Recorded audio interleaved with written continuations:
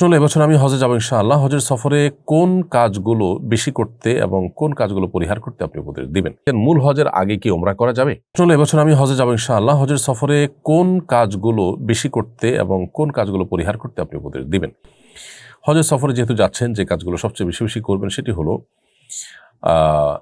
হজের সফরে আপনি তালবিয়া পাঠের সময়গুলোতে উচ্চস্বরের তালবিয়া, পুরুষরা নারীরা নীরবে তালবিয়া পাঠ বেশি বেশি করবেন।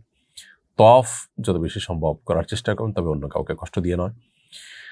আর যে কাজগুলো সবচেয়ে কম করবেন সেটি হলো, বা না করার চেষ্টা করবেন, সেটা হলো যে কারোর সাথে বিবাদে লিপ্ত হওয়া, বিতর্কে লিপ্ত হওয়া, অবশ্যই এগুলোকে এড়ানোর চেষ্টা করবেন। যথাসম্ভব নিজে কষ্ট করে অন্যকে অগ্রাধিকার দেওয়ার চেষ্টা করুন প্রত্যেকটা সার্ভিস নেওয়ার ক্ষেত্রে।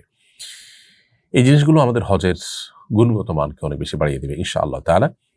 হজের সফরে আরেকটা কাজ আমরা বেশি বেশি করবো, সেটা হলো জিকির, আল্লাহর জিকির, আল্লাহ স্মরণ, দোয়ার কবুলের জায়গাগুলো আছে সেখানে বিশেষভাবে সেগুলোতে মনোযোগ দিয়ে আমরা দোয়া করবো ইনশাআল্লাহ তাআলা।